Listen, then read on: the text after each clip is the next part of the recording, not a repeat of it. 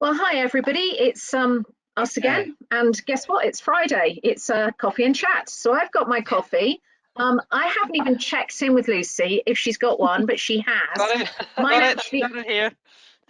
mine actually is empty. The only mug I could find that wasn't in the washing machine. Talk about first world problems. Is about 100 years old from my son. So he's now 24.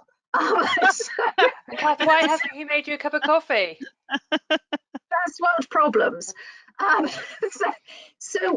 really great to see you all. I just thought I'd introduce the panelists that we're talking to today. So we've got three panelists, one that's desperately trying to get into the system, so he might join us at some stage. So if another face appears, then you know why. But with us today is Lucy Finney and Nicole. Nicole works with me on a routine basis, in fact works next to me all the time, but Lucy and I have known each other an insane amount of time. So we've known each other since the late 80s and have worked together more recently on quite a large project, which will lead to quite a large change. So one of the things that the thing that we're really here to talk about today is change management, and particularly the individual and change, and what impacts change has on the individual. I was up in the office today and it was quite noticeable that there were very few people around in the other offices near us, and people are still quite nervous about this whole change thing. And before we started, the three of us were really just talking about, are you finding it a challenge? So what are you finding, Lucy? Is it a challenge with regards to, on you personally? Is it a challenge on what you're finding going on? Is it different? Yeah, I would say it really is. Things have really changed in terms of how I do my work now. So really, when lockdown happened, we literally the whole company, we're just a small company with 7 employees, but we used to do a lot of change management programs, change management workshops, and the workshops were out on customer sites, and the whole value of the workshop was to be able to do things face to face. The training, a lot of the training we did was, so I work on a lot of leadership management development training, and that was on site too, and that that was it really valuable to be face to face. All of that went overnight, so we had to rapidly learn how to use online platforms. And I think I've been in training for years, well, you know that, don't you, Cath?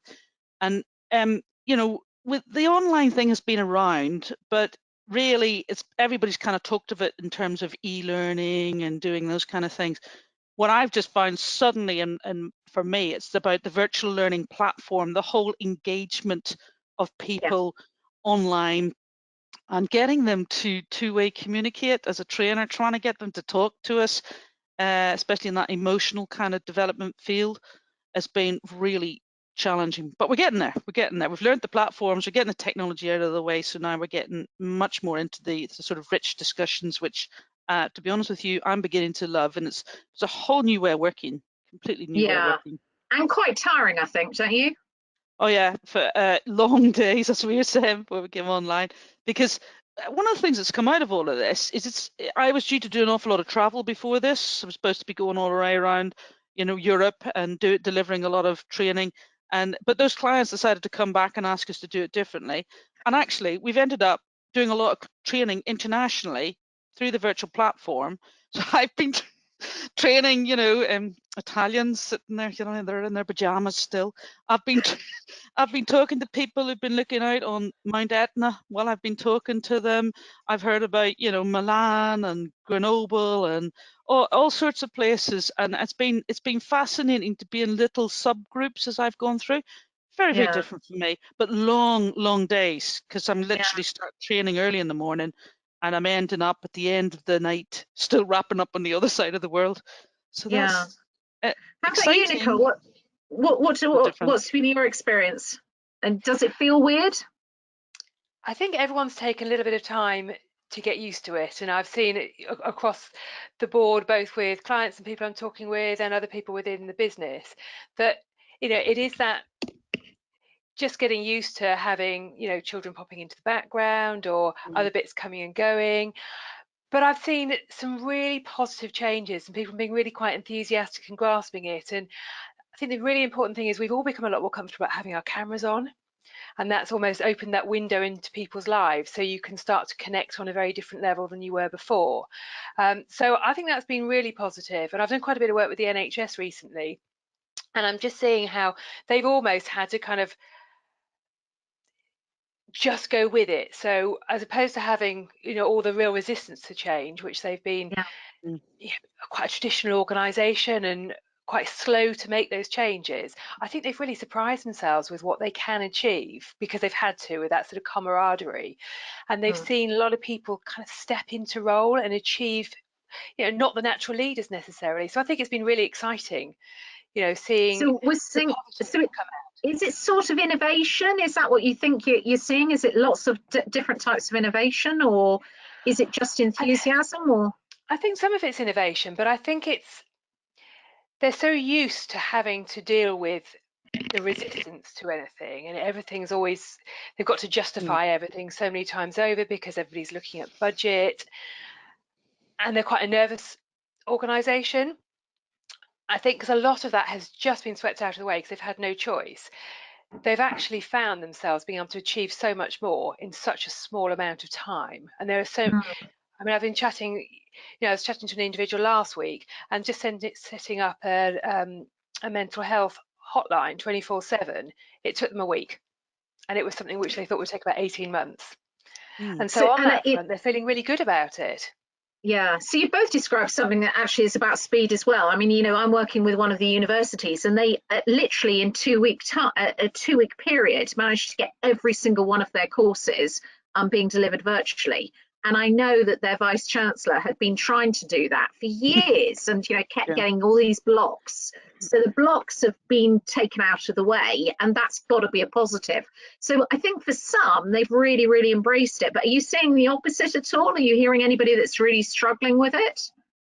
I think one of the things I was going to say, just to build on some of the stuff Nicole was saying, I do think some people have been struggling, and they're struggling because I think there's a lot of stress, a lot of external issues going on around them, and that's affected how they learn. They haven't been able to take on. You know, we'd run in the past a whole day workshop, and they would just come along, and we could sustain them throughout the day.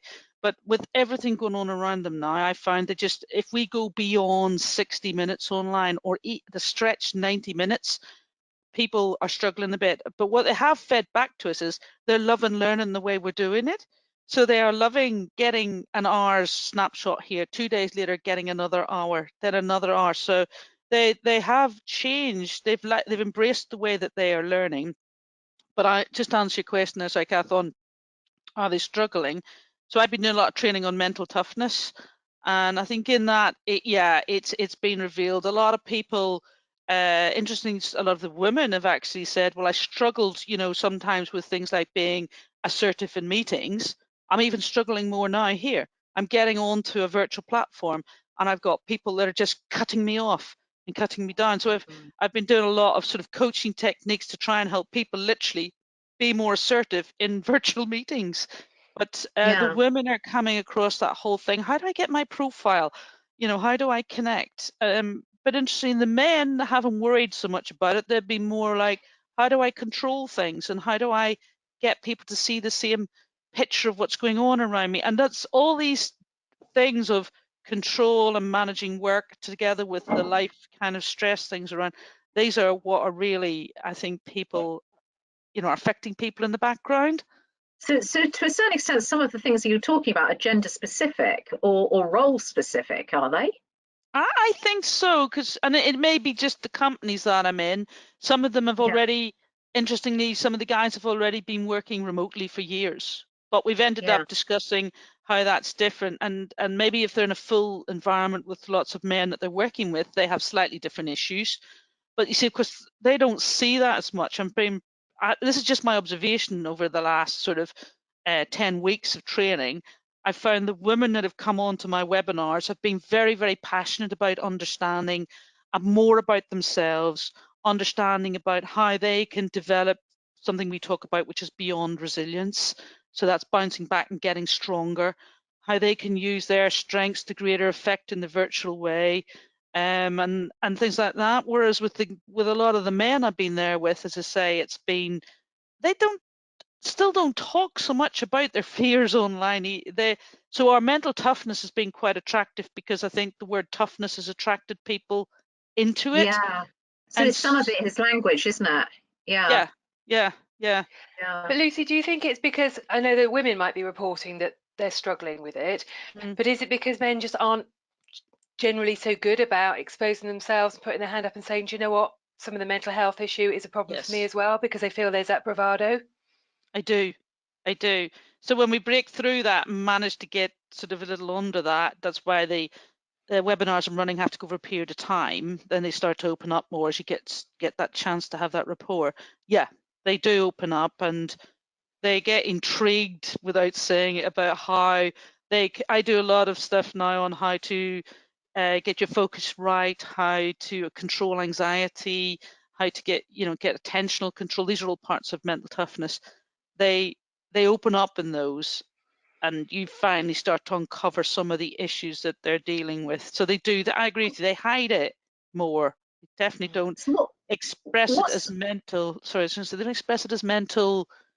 How do I put it? Maybe you know what I mean.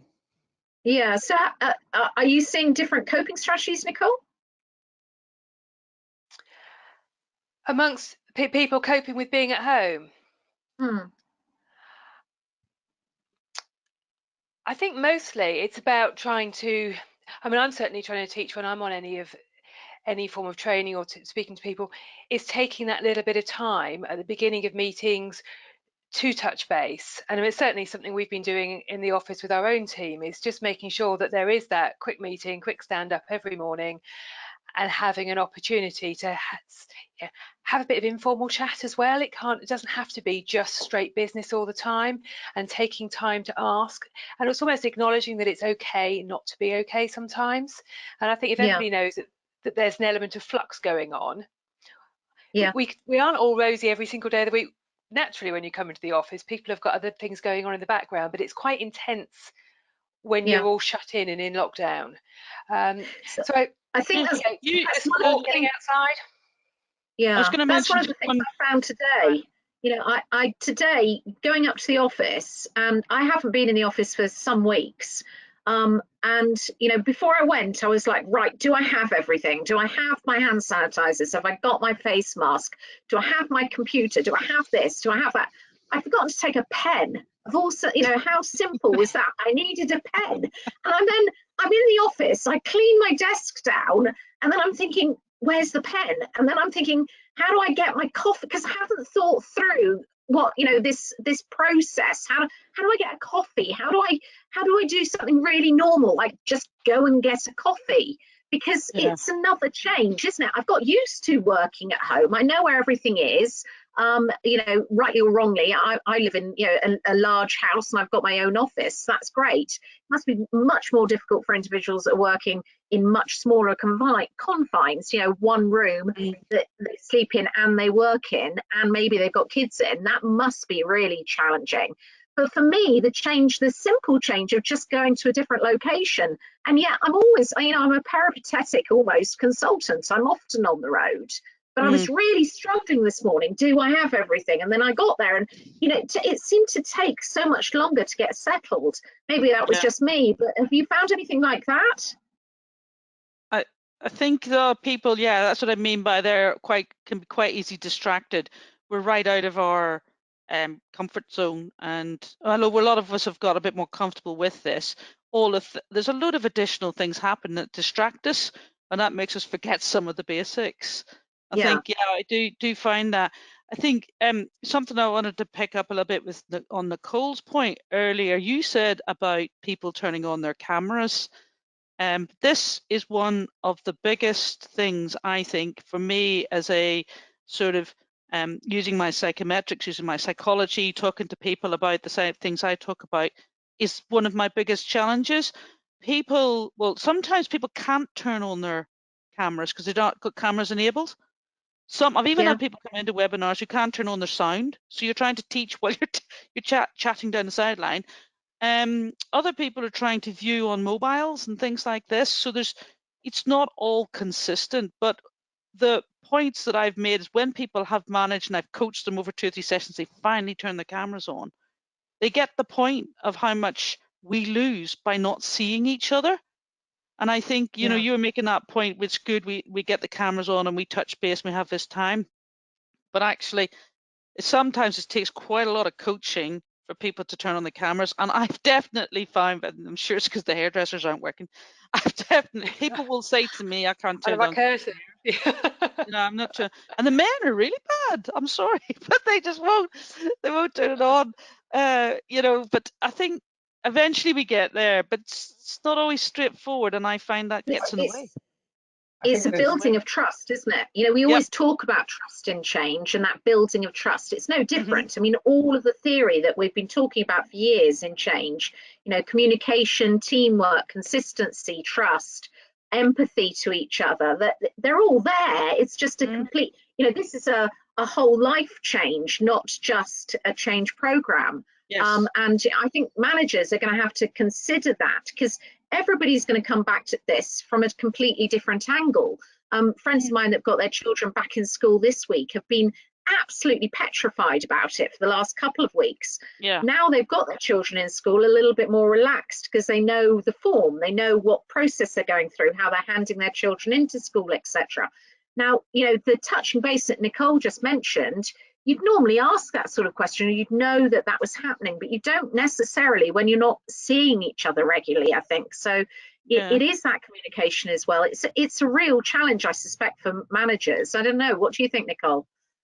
I think it's just really important to sort of have that human touch and try and put, you know, people and families first through all of this. And I think if you can listen and show that empathy and understanding, people are, you know, and a bit of flexibility, people are far more willing to find a way to make it work.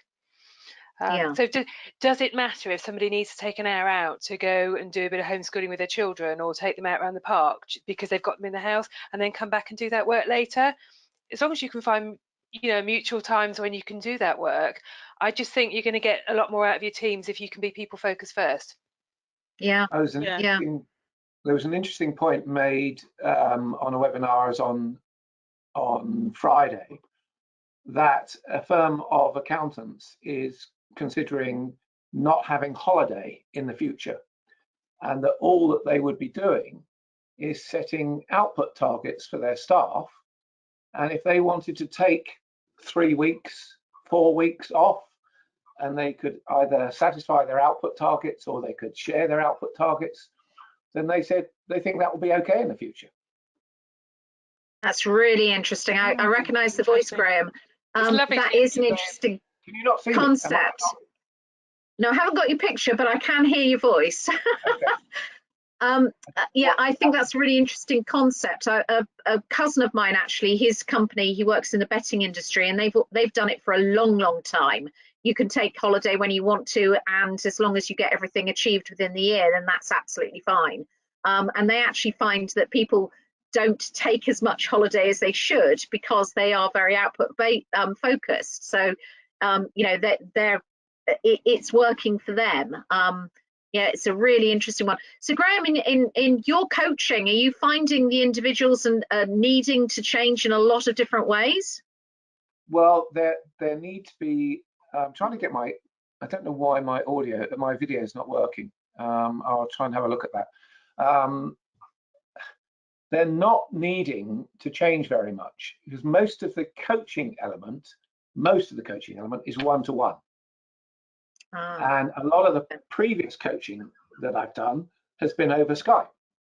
So this hasn't been a real sea change for anyone on one-to-one coaching. No. But I think whether there's a gender-specific aspect to it or not, I'm not sure. There's definitely a familiarity aspect to it, because people that have been more familiar with working online have not had. We've just lost you, Graham. Good point was just about to be brought out there. Huh. So that's another of the. I mean, I'm not sure where he was. On tech, Lucy. It is that issue on tech. Yes, on that tech, exactly. There he goes again. where was he? So the people, yeah, I mean, I dealt with a group of people who have been working for years remotely, and this is a cultural aspect as well. And I find it really interesting, my discussions with them, because they came on a remote working series of webinars with me, and I was very curious. But at first they thought, oh no, nothing's changed. But as I took them through things and we started to talk about things, and they realized actually, yes, things are different for them. They were tending to revert to type, so they were tending to keep going back to just the phone and not use the screens. But as we discussed the cultural element, as Italians these were, what have you lost? They said, well, we're really struggling because we would do that social thing that Nicole mentioned. We would do so much in the past working remotely, but on a Friday we would meet at a cafe and we'd have a cafe and a chat, and we can't do that. We're also, and this is they're very expressive, but we can't do all those things. So it's almost like what they have as their cultural norms and their rituals have been taken from them. So even though they're still working remotely, they believed they had lost some things and they needed to do some things differently and be very careful about reverting just back to what they did before, because things have been taken away from them. So they need to alter to still have that relationship building online. And I thought that was really interesting. And they hadn't even thought, it's like Nicole said, they hadn't thought about sitting down with their groups and their teams literally over a coffee table like this and just doing a dial-in and not talking about work. They hadn't thought about any of that. I think, so it's these new norms, isn't it? It's a new way of working almost. Yes. Yeah. Is that? We had Graham back for a moment there. Back? yeah, I'm back. I think there was something that was interesting that came up the other day when I was working with a group, in that they pointed out that if we try to replicate the old norm in a virtual environment, we will probably get it wrong to an extent. Yeah. And what we need to do is to spend more time designing the session so that it doesn't try and immediately replicate what you used to do. A number of groups now I've been on a group that's had a social breakout halfway through a 1 hour session, and it allows people to have a chat one-to-one, go into breakout rooms that they want if you're using the other platform. And I think there is an element where we need to accommodate some of the things that we can never get online, like that one-to-one contact, but try and make it as good an experience as possible.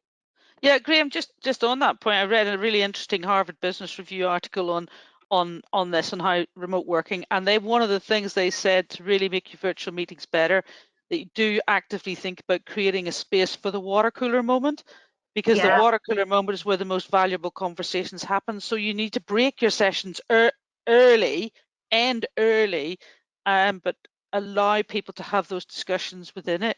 And I've heard people saying they're doing that in their work sessions and it's going really, really well. And just to build on Graham's comment, my thing has always been, you have to put more effort into these things online and think about them. Far more. I agree with you. There's a radio broadcaster who used to design his radio show by using a clock face, and he segments out the clock face so that he only allows a certain number of records in every hour, and then puts in breakouts in that clock face across the hour, which is a very canny way of planning, very pictorial. But it's a canny way of planning, and there's no reason why I can't do meeting agendas like that. Why does it have to be linear? Why can't it be far more cyclical than that? Quite an interesting concept. Well, talking of which, it's coming up to past, and the whole point of these is very informal, very organic, and only keep it to half an hour. So I'm going to wrap. I think we've covered quite a lot of things, some of which we've talked about before, but I think we are in an area where managers need to consider the individuals that they're actually working with and what this new norm is.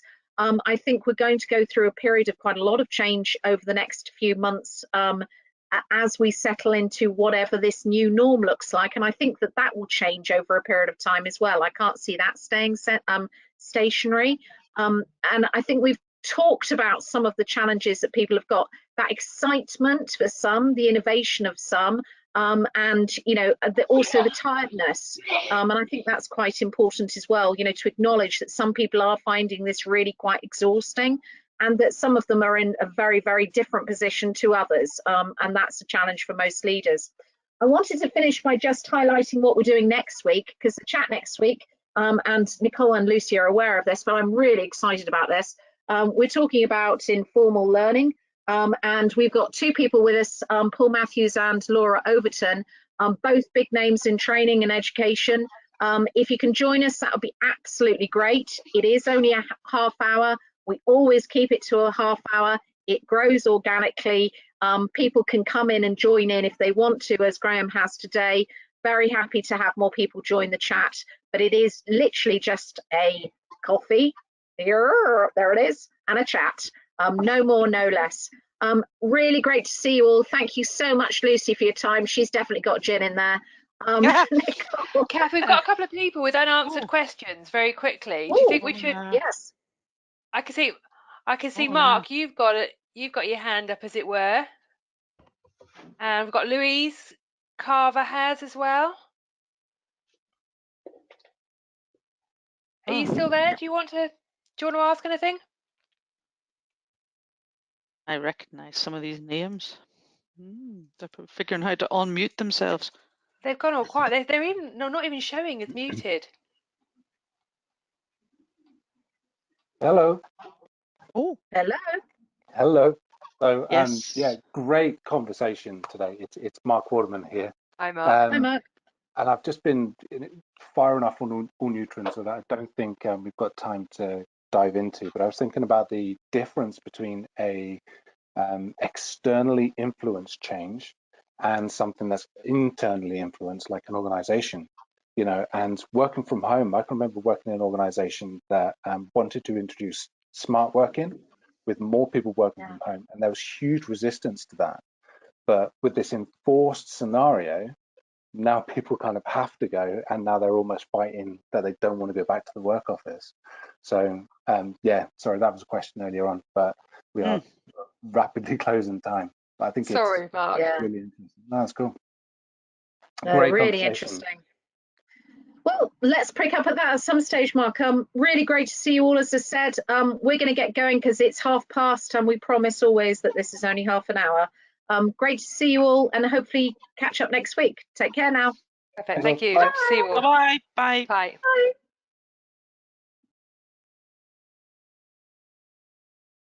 There we go. It's always remembering how to